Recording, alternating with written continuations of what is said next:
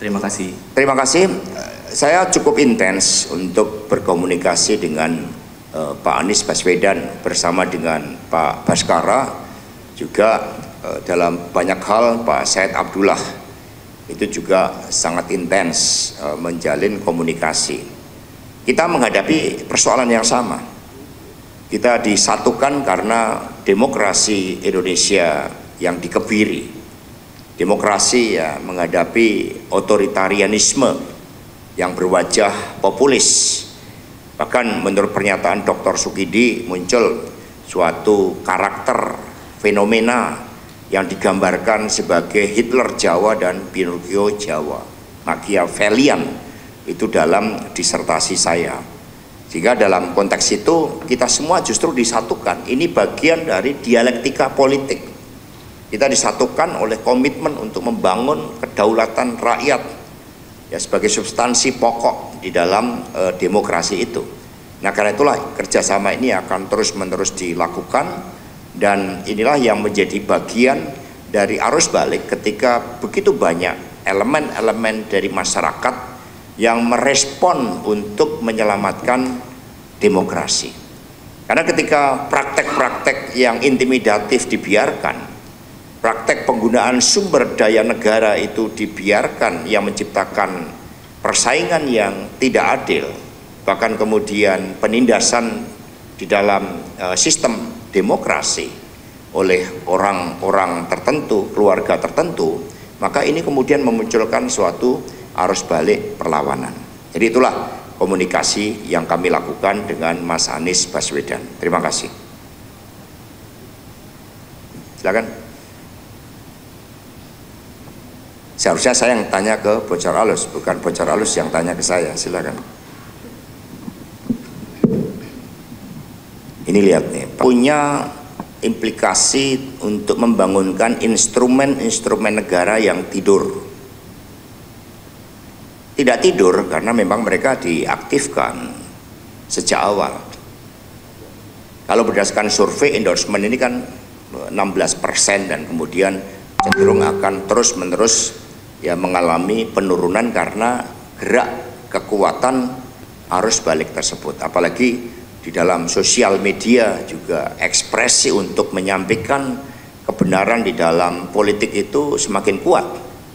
Contohnya ada yang kemudian mengevaluasi kepemimpinan Komjen Polisi Purnawirawan Ahmad Lutfi ketika menerima laporan tentang judi online di Jawa Tengah yang kapitalisasinya itu mencapai lebih dari sekitar 1,5 triliun rupiah, dan kemudian yang melaporkan itu handphonenya malah diblok.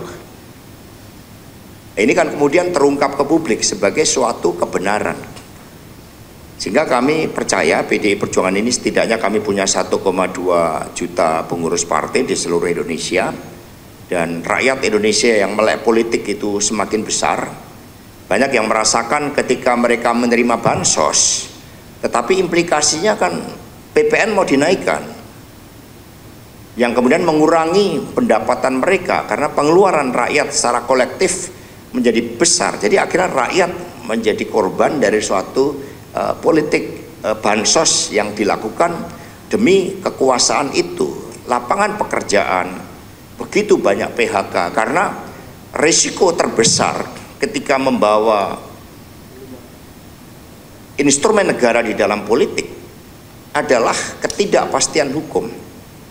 Ketika ada ketidakpastian hukum, maka tidak ada investasi, kecuali bandar-bandar judi, karena tidak ada kepastian hukum.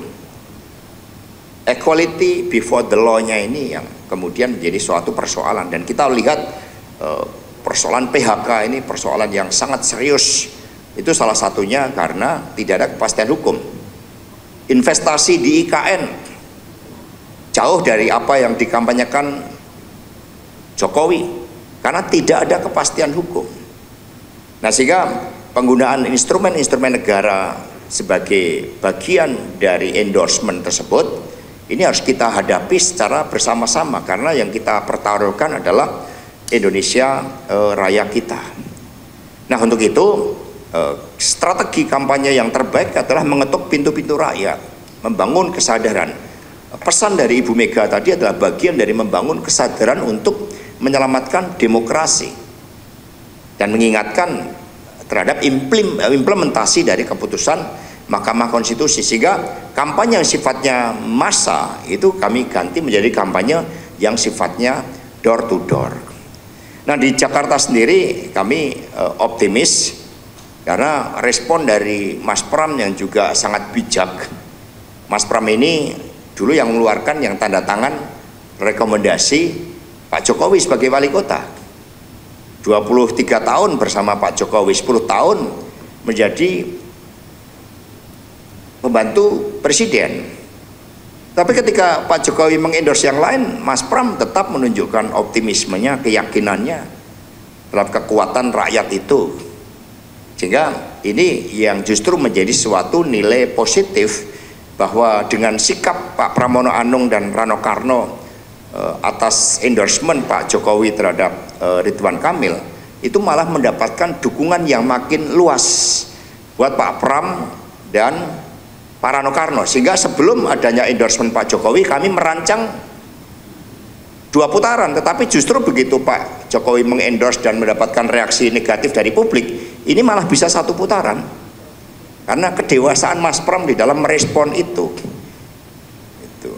menunjukkan kematangan emosional, kematangan kepemimpinan dari seorang Pramono Anung. Itulah yang kemudian mendapatkan dukungan arus balik sehingga Jakarta akan menang 1 putaran buat Pramono Anung dan Rano Karno.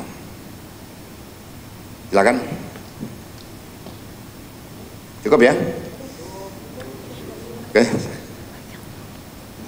Ya, ini di belakang ini karena mereka juga di bawah koordinasi Bung Ciko nanti untuk menjadi juru bicara partai. Jadi kami melakukan proses kaderisasi agar wartawan nanti tidak melihat wajah-wajah saya yang sukanya boxing ya, tapi mungkin nanti akan lihat wajah-wajah lain di dalam menampilkan komunikasi politik dari PDI Perjuangan. Ini juga bagian dari hasil konsolidasi yang dilakukan di daerah-daerah